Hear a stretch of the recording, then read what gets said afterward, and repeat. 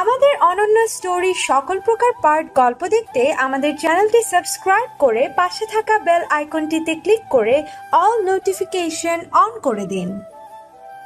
আমি যখন আমার পুরনো দিনগুলির কথা ভাবা শুরু করছিলাম তখন মেয়েটির ডাকে আমি বাস্তবে ফিরলাম। ও হ্যালো মিস্টার, কোথায় হারিয়ে গেলেন? না না, কিছু না, আপনি বলুন কি বলবেন। আমি বলবো মানে? এখন তো বলবেন আপনি। আপনার সম্পর্কে তো আমি কিছুই জানি না, আর আপনার পরিবারকেও জানাতে হবে আপনার কথা। তারা হয়তো ভীষণ চিন্তায় আছেন। আমি আস্তে আস্তে নিজের মনে মনে বললাম, আমার জন্য চিন্তা করার মতো কেউ নেই। কিন্তু এ কি, মেয়েটার কান মনে একটু বেশি পাতলা, আমার কথা শুনে ফেললো। চিন্তা করার মতো কেউ নেই মানে? আপনার কি কেউ নেই? না, আমার পৃথিবীতে কেউ নেই, সবাই আমার জীবন থেকে হারিয়ে গেছে। মেয়েটিকে কিছু বলতে চাইনি, কারণ আমার কষ্টের কথা শুনিয়ে কাউকে কষ্টিত করার কোনো মানে হয় না। তাছাড়া আমিও আর ওখানে ফিরে যেতে চাই না। অবশ্য বাবার জন্য খারাপ লাগছে, তবে এটাই ঠিক হবে, কারণ আমার জন্য বাবাকে কম কথা শুনতে হয়নি, কম অপমানিত হননি। খারাপ অতীতটা ভুলে যাওয়াই ভালো, সেটাকে বারবার মনে করে কষ্ট পাওয়াটা বোকামি। ও হ্যালো মিস্টার, আবার কোথায় হারিয়ে গেলেন? সরি, আমার কথার জন্য হয়তো আপনি কষ্ট পেলেন। আসলে আমি বুঝতে পারিনি যে আপনি অনাথ।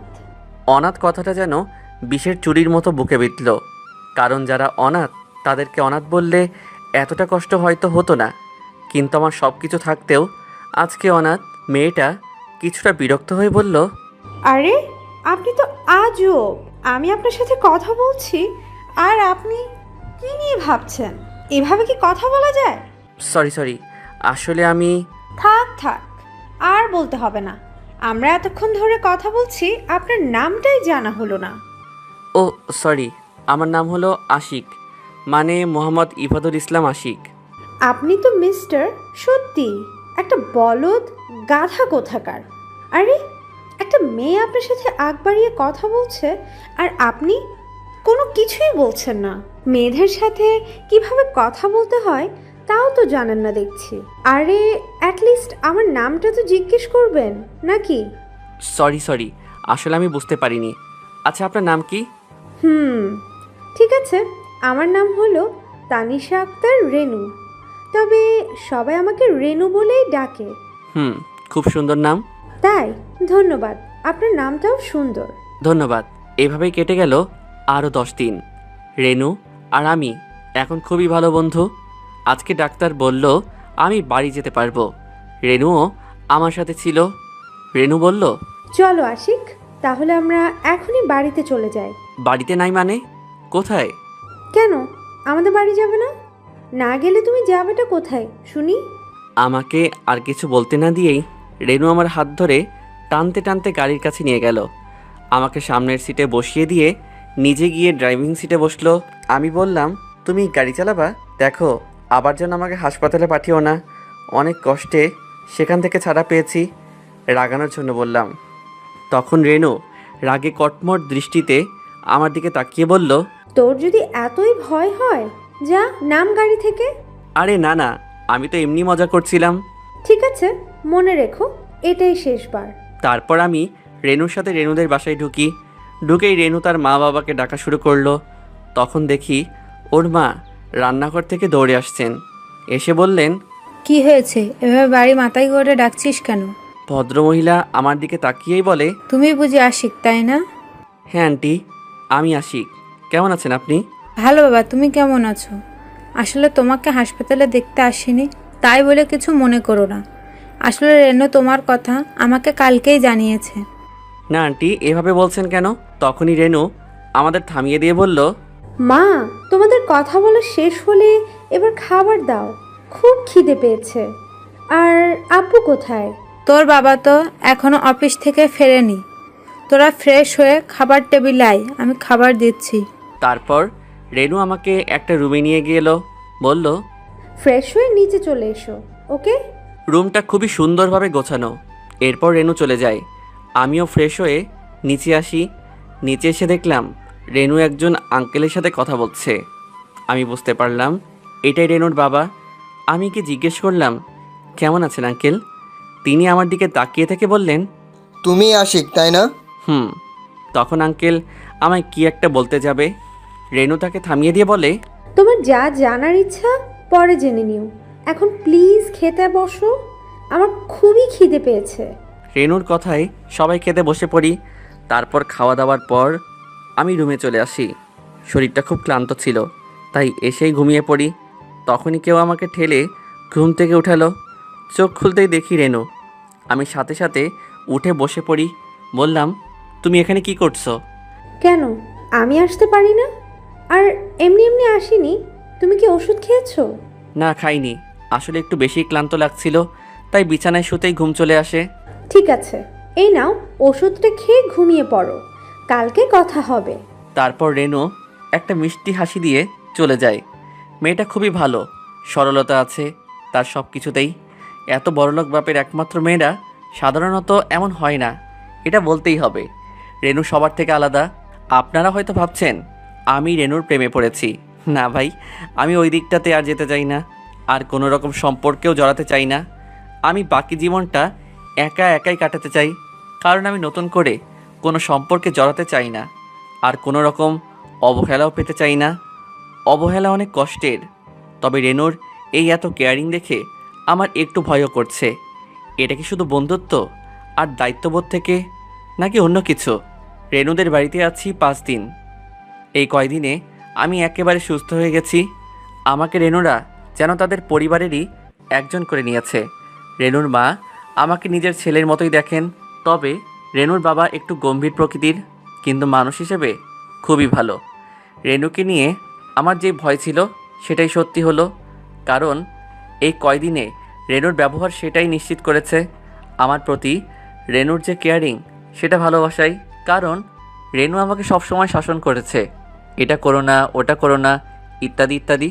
তারপর খাবার খেতে না চাইলে নিজের হাতে জোর করে খাইয়ে দেয়। আমার পছন্দগুলো সব খুঁচিয়ে খুঁচিয়ে জেনে নিয়েছে। এখন সে আমার পছন্দের শাড়ি পরে, সে শাড়ি পরা জানতো না, কিন্তু আমার জন্য শিখে নিয়েছে। তারপর আমার পছন্দের খাবারগুলো রান্না করে খাওয়াচ্ছে। রেনু আগে নাকি কখনো রান্না করে যেত না, কিন্তু এখন সে প্রতিবেলায় রান্না করে যায়। আমার জন্য কফি, চা, কখনো আবার জুস বানিয়ে আনে। আমাকে বলতেই হবে, রেনুর রান্নার হাত অনেক ভালো, মেয়েটাও অনেক অনেক ভালো। কিন্তু আমি এখানে আর থাকতে পারবো না। আমার জন্য রেনু কষ্ট পাক আমি চাই না। তাছাড়া আমি বিবাহিত, আমার অতীত অনেক খারাপ। রেনু আমার চেয়ে অনেক ভালো কাউকে ডিজার্ভ করে, আমি তার যোগ্য নই। তাই আমি চলে যাব বলে ঠিক করলাম। তাই কাপড় চোপড় সব গুছিয়ে নিলাম। এরপর ব্যাগ নিয়ে নিচে আসতেই দেখি রেনু আর তার বাবা মা নিচেই বসার ঘরে বসে আছে। আমি তাদের সামনে যেতেই রেনু দাঁড়িয়ে গেল, আমার দিকে অবাক দৃষ্টিতে তাকিয়ে বলল, তুমি ব্যাগ নিয়ে এখানে কেন? কোথায় যাবে তুমি? দেখো রেনু, অনেক দিন তো হলো, আর কতদিন তোমাদের বাড়িতে এইভাবে থাকবো? আমি তো সারা জীবন তোমাদের এখানে থাকতে পারবো না। আসলে আমি এখানে চাকরি খোঁজার জন্য এসেছিলাম। এতদিন তোমাদের বাড়িতে আছি, আমার কেমন যেন লাগছে। এভাবে বসে বসে সময় কাটানোটা আমার ভালো লাগছে না। তাই এবার গিয়ে একটা চাকরি খুঁজতে হবে। তাই আমি এখান থেকে আজকেই চলে যেতে চাচ্ছি।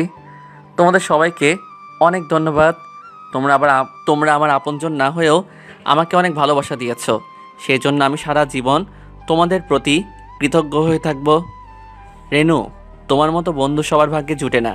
আমি অনেক ভাগ্যবান যে তোমার মতো এত ভালো একজন বন্ধু আমার জীবন এসেছে।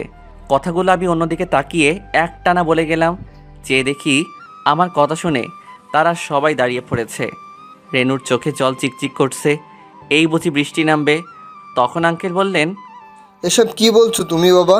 আমরা তো তোমার আপনজনই, আর বিশ্বাস করো তোমার এখানে থাকতে আমাদের কারো কোনো সমস্যা হচ্ছে না, বরং আমাদের আরও ভালো লাগে তোমার সাথে সময় কাটাতে।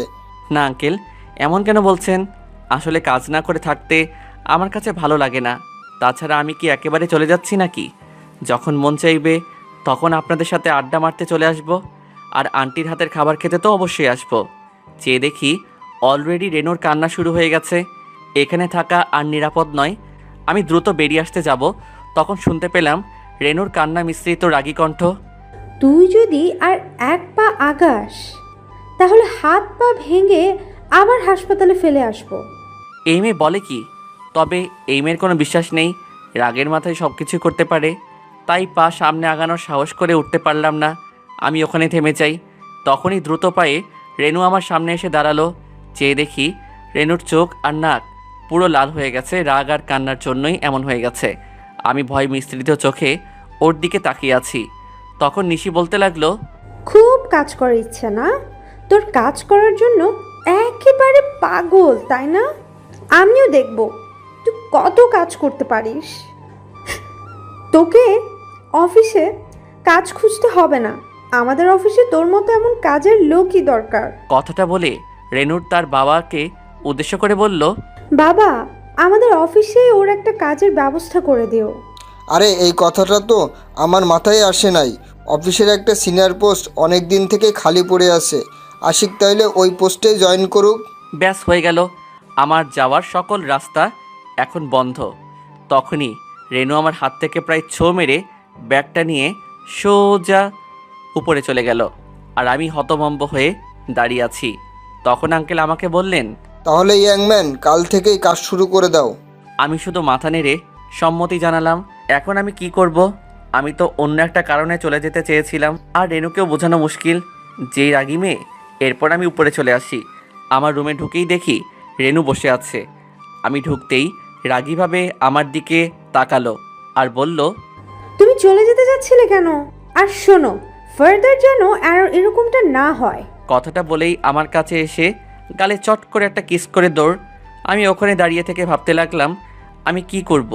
কি করে রেনুকে বলবো যে ও যেটা ভাবছে সেটা কখনো সম্ভব নয়? আমার অতীতটা ওকে কিভাবে বলবো?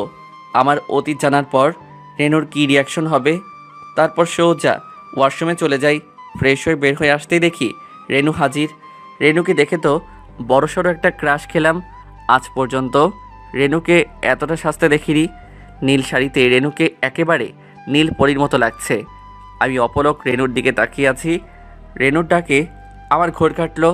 রেনু আমার দিকে তাকিয়ে মুচকি হাসি দিয়ে বলল, এমন হা করে থাকলে মুখে শুধু মশা মাছি না, ডাইনোসর ঢুকে যাবে। আমি কিছুটা ইতস্ততভাবে বললাম, কী সব বলো তুমি? তোমার দিকে হা করে দেখার কি আছে? আমি তো দেখছিলাম তুমি এতটা ময়দা মাখছো কেন? রেনু রেগে আগুন হয়ে গেছে। কি কি বললে তুমি? আমি ময়দা মাখি?